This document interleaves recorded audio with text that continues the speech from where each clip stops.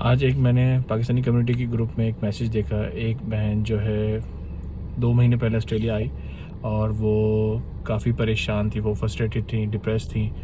उनकी कंप्लेन ये थी कि उनके जो शौहर हैं वो उनको प्रॉपर टाइम नहीं दे रहे। शुरू के 15-20 दिन उनको प्रॉपर टाइम दिया, उसके बाद उन्होंने टाइम देना छोड़ दिया। वो हर वक्त मोबाइल पे लगे रहते हैं, गेम्स खेलते हैं और डिफरेंट लड़कियों से बातें भी करते हैं।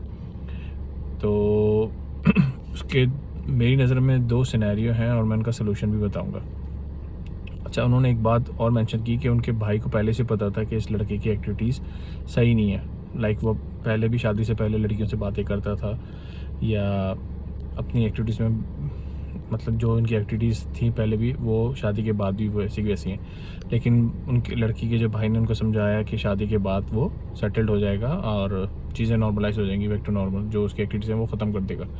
खैर, उनकी शादी हो गई और वो इधर ऑस्ट्रेलिया आ गई। तो उन्होंने कमेंट ये किया था कि मैं जो है काफ़ी डिस्टर्ब हूँ। तो मैं ऑलरेडी उस ग्रुप में जाके मैंने अपनी, मतलब मेरा मैं जो सजेशन दे सकता था या मैं जो अपना पॉइंट ऑफ व्यू था क्लियर कर सकता था, वो मैंने उनको क्लियर कर दिया। लेकिन मैंने सोचा कि वीडियो भी बनाई जाए ताकि जो लड़कियां स्पेशली वो पाकिस्तान से या कहीं से भी आ रही हैं, या वो पाकिस्तान से किसी और मुल्क भी जाती हैं, इधर ऑस्ट्रेलिया हो गया, यूके हो गया, यूएसए, कहीं पे भी हो गया, तो उनको अगर इस तरह का सिनेरियो उनको अपनी शादी से पहले पता है, तो मेरी उनको सजेशन ये है कि प्लीज़ आप कोई ऐसा रिस्क ना लें।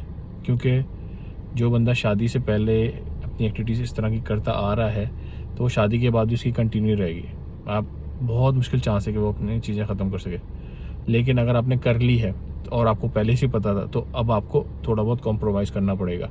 वो आपको स्पेशली उनको टाइम ज़्यादा देना पड़ेगा और with the passage of time slowly आप उनको अपने कंसर्न्स बताएं और उनको बताएं कि ये चीज़ें जो वो एक्टिविटी कर रहे हैं ये सही नहीं है। क्योंकि अब आपकी शादी हो चुकी है, कुछ हो नहीं सकता।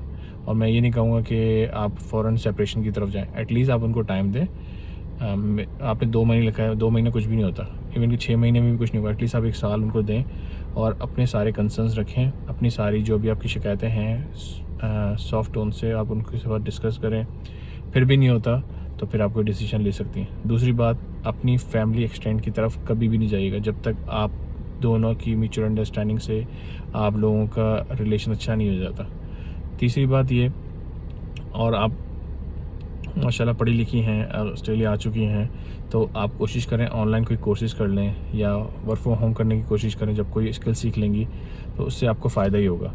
तो उससे आपकी भी थोड़ी स्केड्यूल बिजी हो जाएगा और थोड़ा सा आपको भी टाइम मिलेगा और आप जो अपने हस्बैंड से आप अपनी जो आपकी कंसर्न्स हैं वो आप उनसे डिस्कस भी कर सकते हैं। और दूसरी एक और बात, जो भी लड़कियां जब ऑस्ट्रेलिया या पाकिस्तान आती हैं तो उनको ये सोचना चाहिए कि जो बंदा ऑस्ट्रेलिया में पहले से रह रहा है, बहुत कम चांसेस होते हैं कि कोई लड़का जो शादी की और उसने अपनी स्टडीज़ ख़त्म की और फ़ौरन उसने शादी करके अपनी वाइफ को बुला लिया। बहुत नॉट मोर देन 10%।